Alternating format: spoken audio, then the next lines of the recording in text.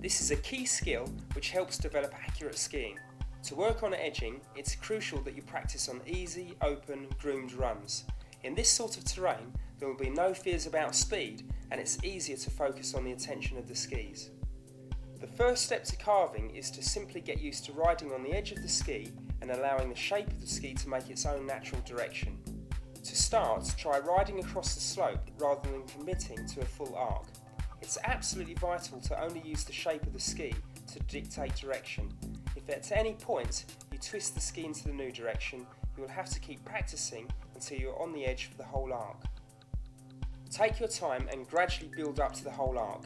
An easy way to check your progress is by looking at the tracks left in the snow by your skis. They should leave clear pencil lines in the snow. At this stage, you need to get used to riding the edge of both skis at the same time. Again, check your tracks. Both pencil lines should look exactly the same.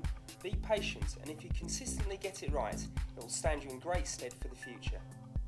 If you are consistently riding the edges of both skis at the same time, in both directions, then you need to practice.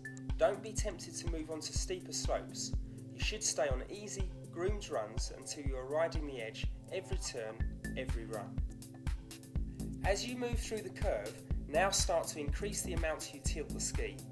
Basic carving feels great, it's such a clear feeling through your feet. However, at this stage, there are some downsides. It's difficult to control speed, and the shape of the turn feels too big. To make the turn tighter so it's easier to control speed while carving, you have to increase the tilt of the ski. By increasing the tilt, it tightens the side cut of the ski against the snow and makes a smaller arc. So, increase the angle of edge against the snow. It will also make the ski grip harder against the surface, right where you need it, at the end of the turn.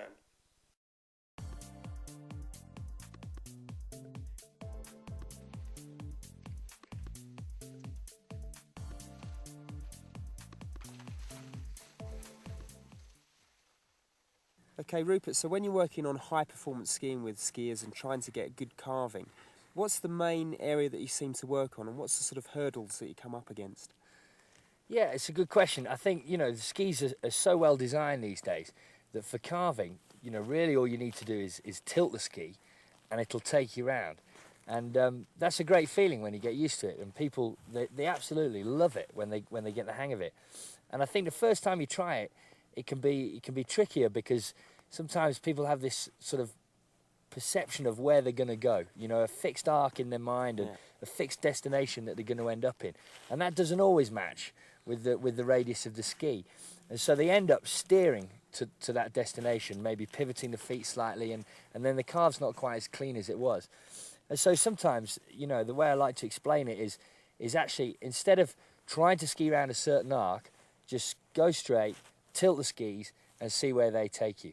And that might be somewhere different from where you think, but then you lock onto the edges and around you go, and it's a cracking feeling when you get into it, and people love it, It's the main thing I find as well. People are so used to, especially if they've skied for a long time, that they're so used to knowing where they want to go and trying to completely control that all the time. Yeah. And you have to put a lot of trust into the ski and get used to where the ski's going to take you. I think the main thing for me is getting used to that it's the ski that turns you, rather than you turning the ski. Yeah, and then after a while, once you've done that for a bit, you know where the ski's going to take you, so you can predict it to a certain extent, but not maybe to start with. I think to try and sort of, separate those two perceptions is a good way forward to learning it.